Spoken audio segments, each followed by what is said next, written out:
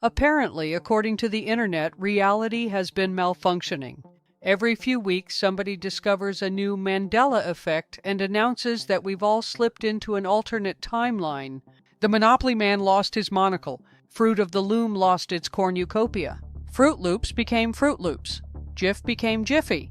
And somehow, we're all supposed to believe that the universe is constantly rewriting history like a distracted Wikipedia editor. Now, don't get me wrong, I am completely open to the possibility that reality is stranger than we think.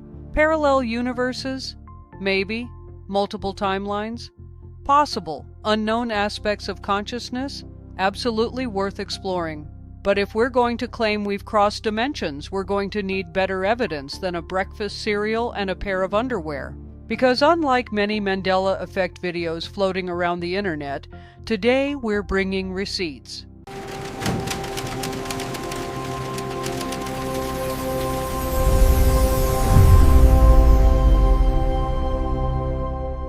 The Mandela Effect is the term used when large groups of people share the same false memory.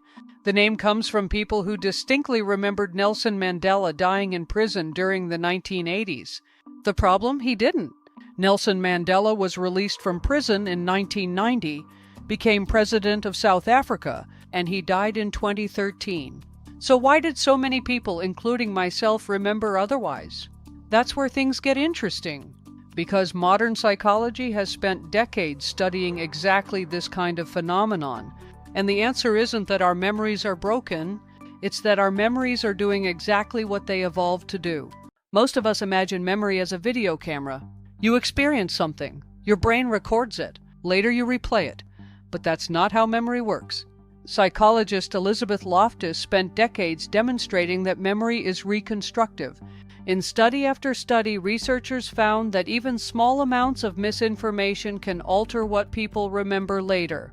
The phenomenon is known as the misinformation effect. Your brain doesn't store every detail. Instead, it stores fragments, patterns, emotions, meanings, and context. When you remember something years later, your brain rebuilds the memory from those pieces. Most of the time, it gets remarkably close. Sometimes it doesn't.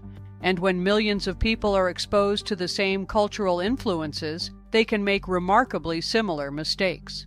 Let's start with one of the biggest Mandela effects on the internet, the fruit of the Loom cornucopia. Thousands of people insist they remember a wicker horn behind the fruit. Some people swear on it. Some say it taught them what a cornucopia was. There's just one problem. Nobody has ever produced a verified Fruit of the Loom logo that actually contains a cornucopia. Here's the logo from a 1948 newspaper ad. So where did the memory come from? Psychologists would point to something called semantic association. When people see a pile of fruit, their brains naturally associate it with harvest imagery. And what symbol is commonly paired with harvest imagery? A cornucopia. Your brain fills in what it expects to see, not because you're irrational, because that's how brains work.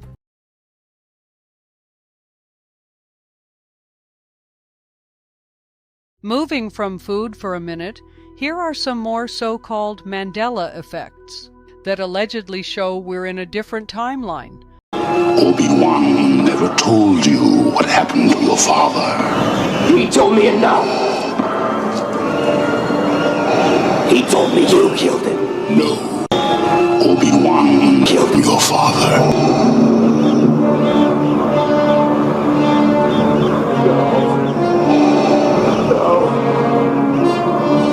True. That's impossible. Search your feelings. You know it to be true. No!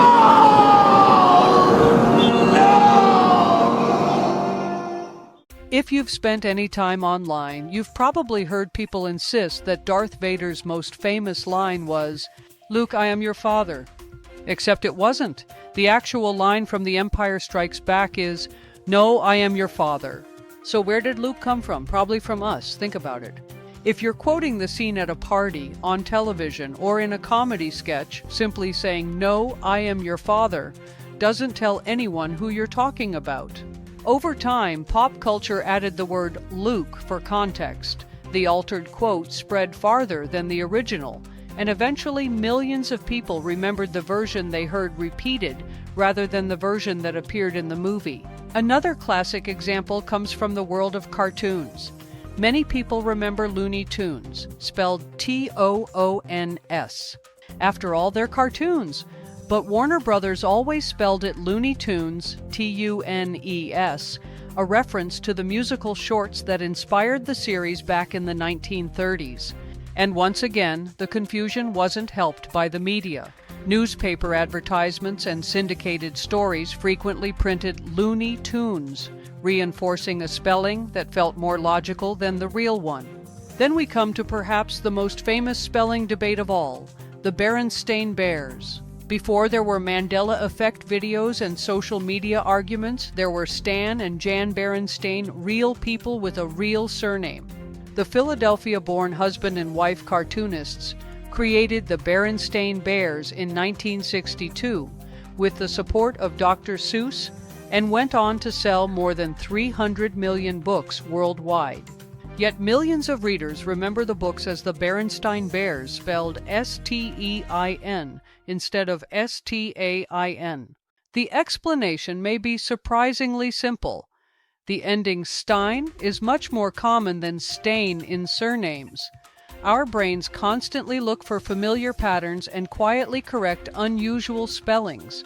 Add in newspaper articles that occasionally printed the wrong version, and a false memory begins to feel like a real one.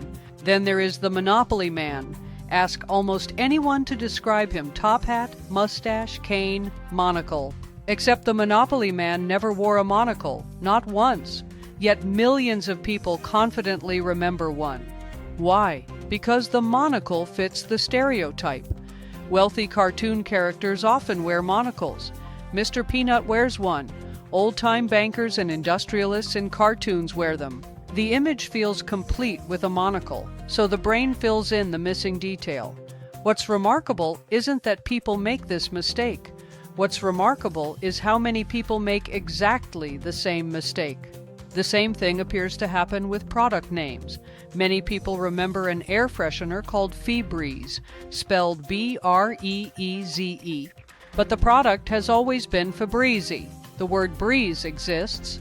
The spelling Breze feels unusual, so our brains quietly correct it. No alternate timeline required. Just pattern recognition doing what it has always done. Food brands seem particularly vulnerable to these memory glitches. Most of us grew up singing, "My bologna has a first name, it's Oscar." But how many of us remember the last name as Meyer? The brand was always Oscar Mayer with an A, yet newspaper advertisements repeatedly printed Oscar Mayer. Over time, sound overruled spelling, and millions of people stored the wrong version in memory.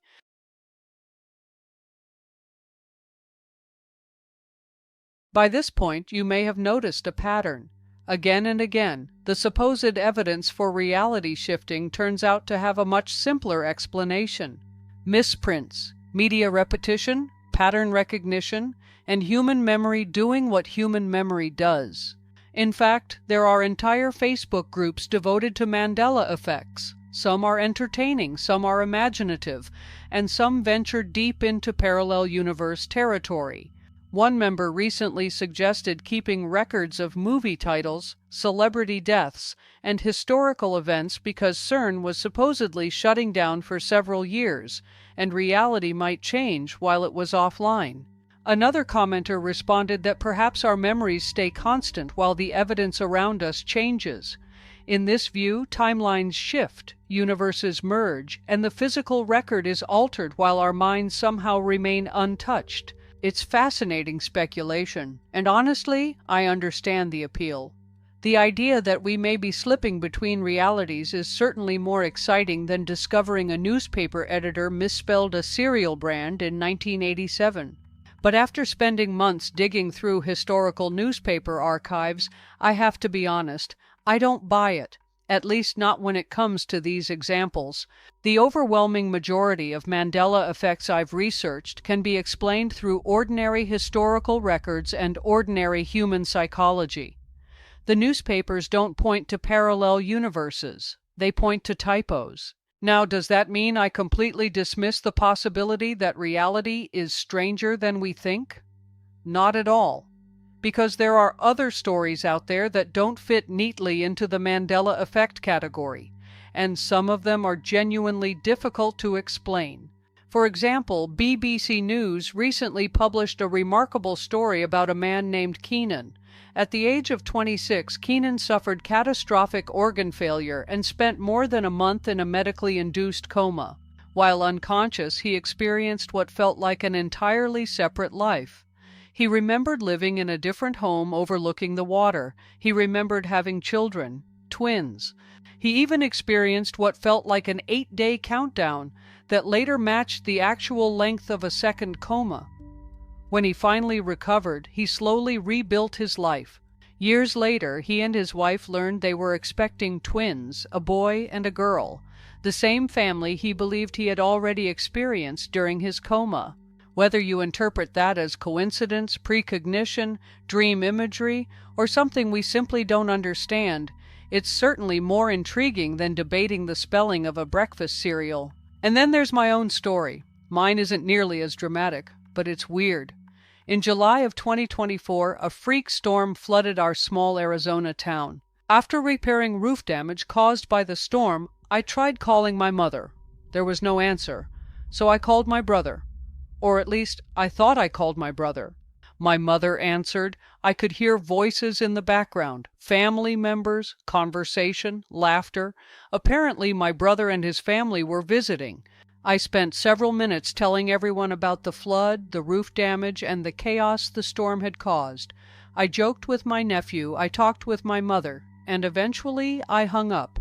The next day I emailed a news article about the flooding. The responses I received made no sense. Everyone acted as though they had never heard about the storm. At first I brushed it off, but a few weeks later I mentioned how nice it was that my brother and his family had stopped by my mother's farm. She had no idea what I was talking about. My brother said they had never visited. My mother said she would never answer his phone, and according to both of them, no such conversation had ever taken place. At that point, I started wondering if I was losing my mind. So I requested my phone records from Verizon. The records showed that I had placed an 8-minute call to my brother's number, but my brother's phone records showed no incoming call. To this day, I have no explanation. Maybe there's one, maybe there isn't. But experiences like that are very different from remembering a monocle that never existed. So no, I'm not prepared to dismiss every strange story involving memory, consciousness, time, or reality. I am, however, prepared to dismiss the idea that the Mandela Effect itself proves alternate timelines, because the evidence simply doesn't support it.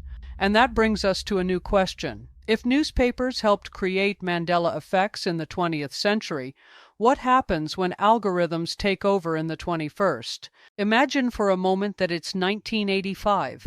A newspaper accidentally prints Fruit Loops instead of Fruit Loops. Maybe a few thousand people see it. Maybe a few hundred remember it.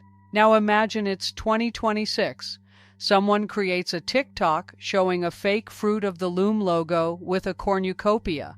A YouTube creator repeats it. A Facebook page reposts it. A Reddit thread debates it. An AI image generator creates thousands more versions. And before the week is over, millions of people have seen an image that never existed. The newspapers of the 20th century could accidentally spread a mistake. Modern algorithms can industrialize it. Researchers have repeatedly found that people are more likely to believe something is true simply because they have heard it repeatedly, not because it is accurate, not because evidence supports it, because it feels familiar. Psychologists call this the illusory truth effect. The basic principle is almost frighteningly simple. Familiarity gets mistaken for truth. That helps explain why conspiracy theories spread, why urban legends survive, why false memories become collective memories, and why Mandela effects flourish online. People often assume if millions of people remember it, it must be true. Psychology suggests something different. If millions of people were exposed to the same misinformation, millions of people may remember the same thing incorrectly. The original Mandela Effect may have been a memory glitch. The modern Mandela Effect may be something else entirely. It may be the first psychological phenomenon amplified and mass-produced by recommendation algorithms. And that leaves us with a disturbing question. What happens when artificial intelligence starts generating evidence for memories that never existed? 20 years ago, if someone remembered a cornucopia in the fruit of the Loom logo, there might not be any supporting images. Today, an AI image generator can create 10,000 convincing examples in seconds. Suddenly, a false memory has visual evidence, not real evidence, but convincing evidence. And that may be a much bigger challenge than the original Mandela Effect. Maybe the real Mandela Effect isn't that reality changed. Maybe it's that technology has become so good at reinforcing our assumptions that we're forgetting the difference between memory, media, and evidence. In a world where algorithms decide what we see and artificial intelligence can create what never existed, the most important question isn't whether we slipped into another timeline. It's whether we're still checking our facts in this one. And with that, I'd love to hear your thoughts. Are Mandela effects evidence of alternate realities? Or are they evidence that human memory, and now artificial intelligence, can sometimes tell a very convincing story? Let me know in the comments. Just make sure you're commenting in the same timeline you started watching in. Thanks for joining us. Join the Cosmic Fold panel live on the first Wednesday of every month with news stories, investigations, and paranormal highway adventures in between. Interested in being a guest? Visit cosmicfold.net. Until next time, keep your eyes on the sky, and we'll see you in the fold.